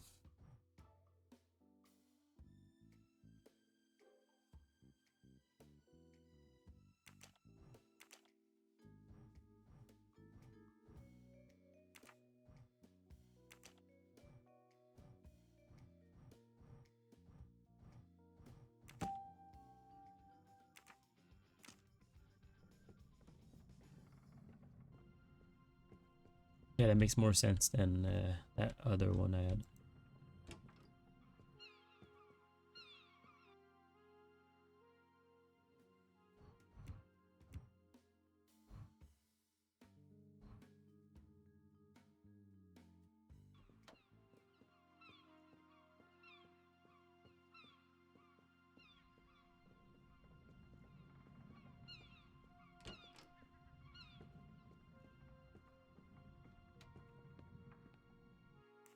Lynette Doyle's pearl necklace disappeared last night. Can you tell me anything about that? You're the first to tell me the news. I didn't even know it had been stolen. The thief will make a fortune if he can sell it, but he doesn't stand a chance if you're there to stop him.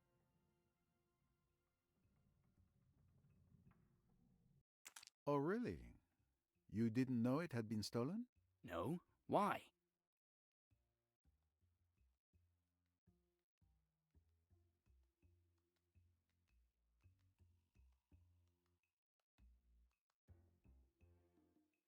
I know there was a fake necklace in the hollow book that was sent to you. You know, do you? Where's the proof? The message that talks about a defective shipment, which matches the fake necklace with a flawed copy. Not to mention, you were one of the 3 suspects in the theft of Mrs. Leach's bracelet in Mallorca. Shall I go on? Where is the real necklace if you think I'm the thief?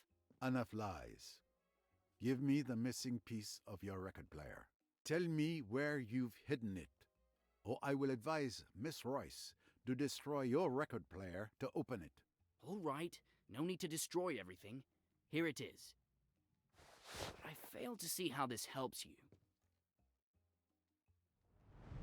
We had missed this during the search. Thank you, young man.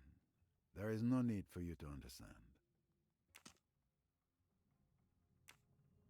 Time for me to check in with Miss Royce.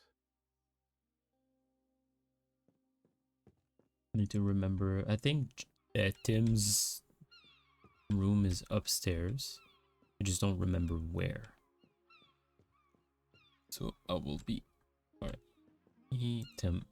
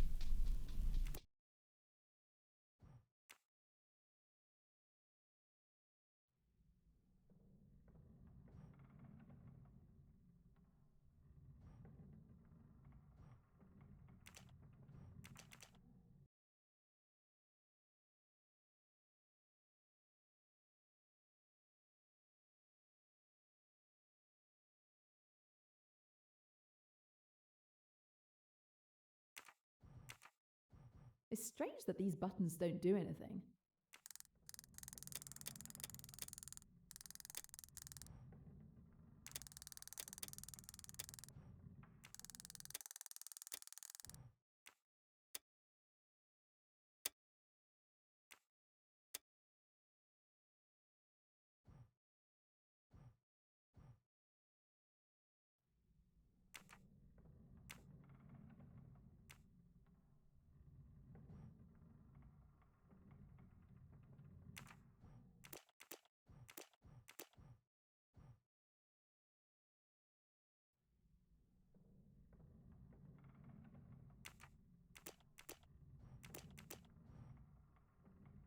Bingo.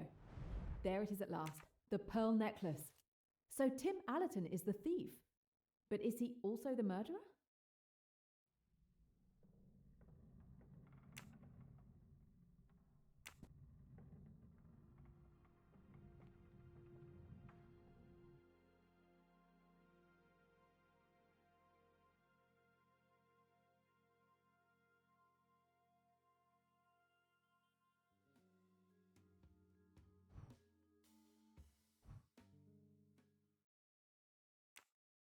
Time to Take see it what over, Mr. Poirot has Poirot. learned.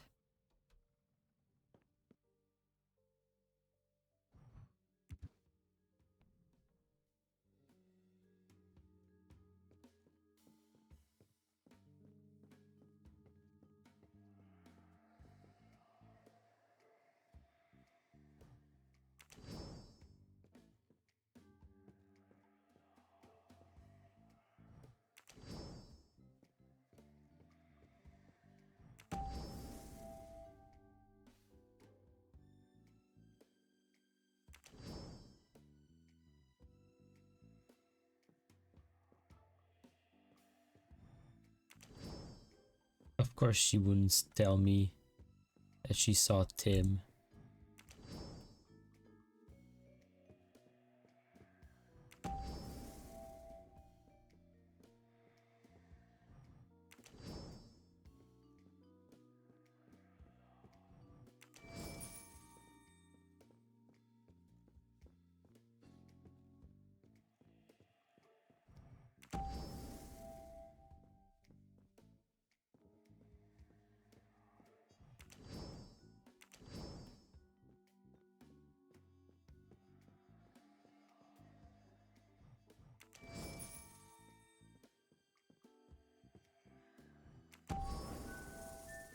Certain pieces of the puzzle are now in place.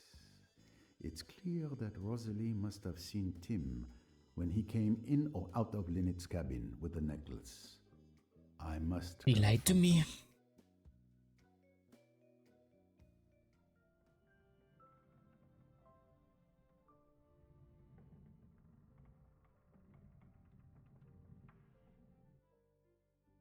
Thank you all for coming.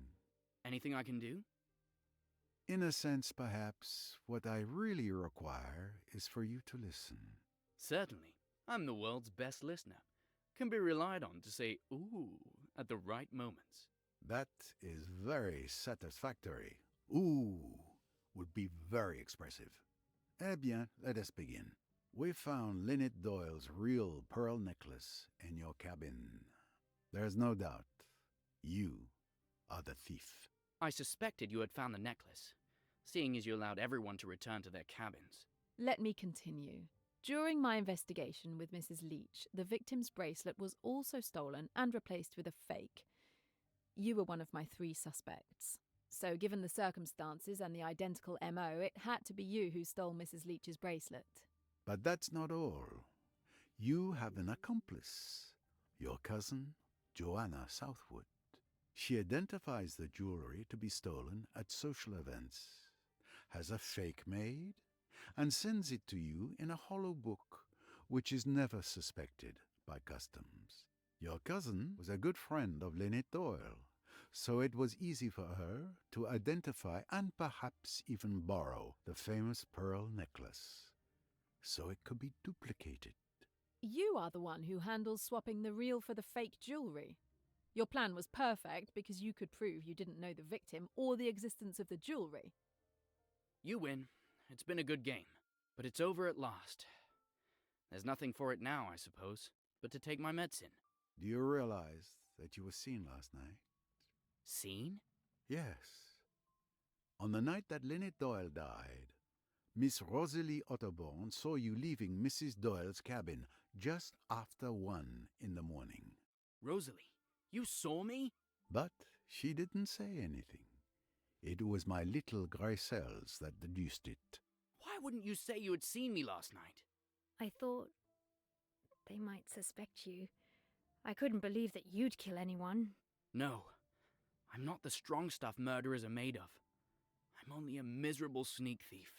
Don't say that. But why did you do it? You, who has everything. Oh, I don't know.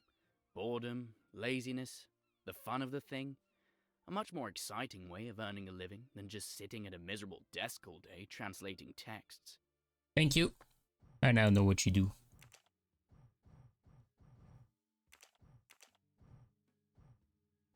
Is that embezzlement? No, that's not embezzlement. That's...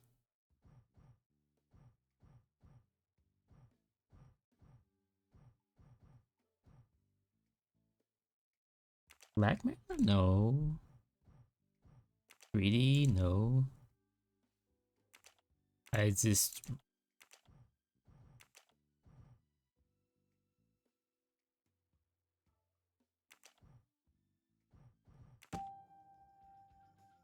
I didn't think... Would you know what I mean?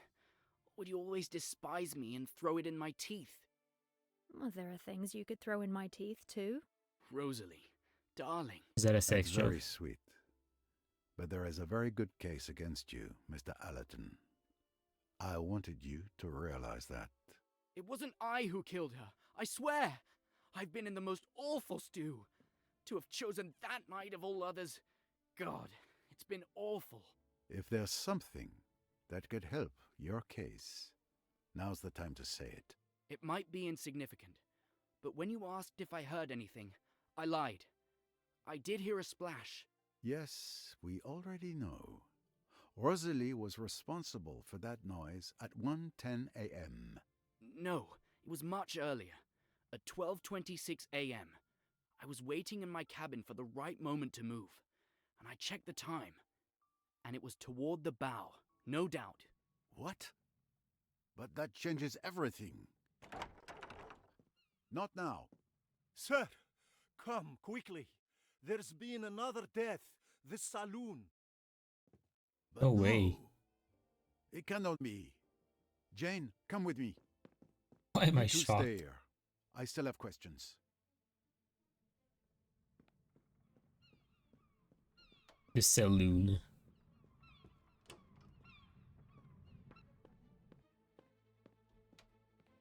Who is it? What is it? What the... Was the saloon like the smoke room?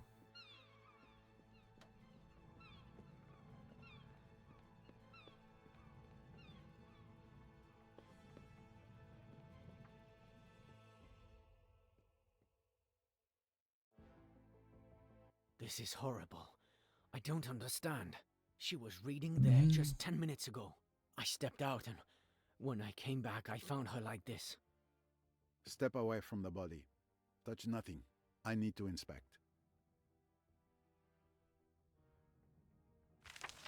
A torn piece of a $100 note in her hand. A thin weapon, very sharp, has slit the throat, possibly a scalpel. A ribbon for bundling stacks of notes. There must have been $10,000 here at least, but the money is missing.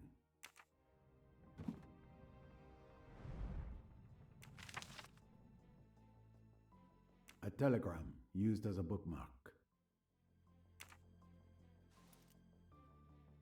Whose book is this? I can already say that Louise Bourget had her throat cut with a sharp object. The $100 notes are nowhere to be seen. And this telegram with a coded message: potato, dress, cradle, 32, beetroot. Potato. Dress. But I know this code. It's the same Oh, as he's the one I going found away. in New York He's at he's Cairo. leaving. Show it to me. Stop him.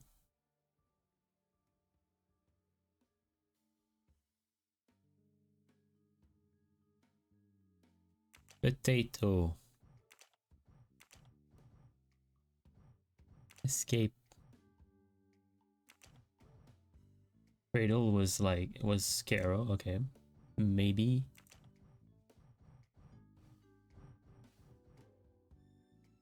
Maybe no dragon.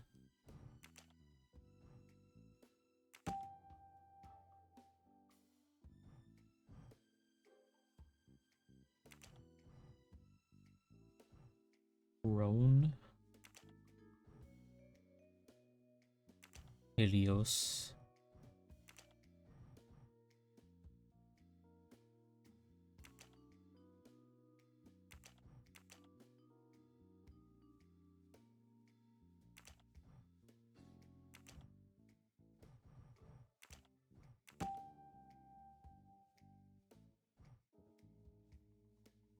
Caution sword. Next, Cyclops. We trace. Here is the message. A prisoner escaped from Cairo on February 21st. Cairo has been busted. Cancel the transaction at Abu Simbel on February 22nd. She's a prisoner. Return to Cairo via Karnak, then to New York. Attention. Surveillance should be increased. Should we send men? The prisoner is me, and the package is crates of smuggled weapons. So this telegram was clearly intended for the killer I'm looking for.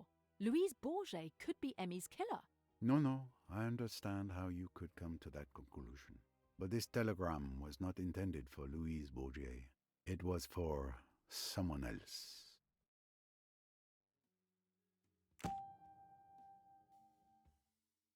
Yesterday, Lynette Doyle mistakenly received this telegram that was meant for Riquetti. When she returned it to him, he was furious that she had read it by mistake. Now, I understand why. Riquetti is your man. Where's Riquetti? He Of was course, right he ran there. away. He's gone. What is this dance?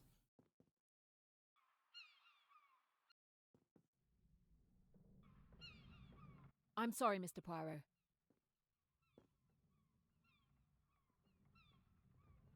She was like, Of course. Miss Royce, good luck.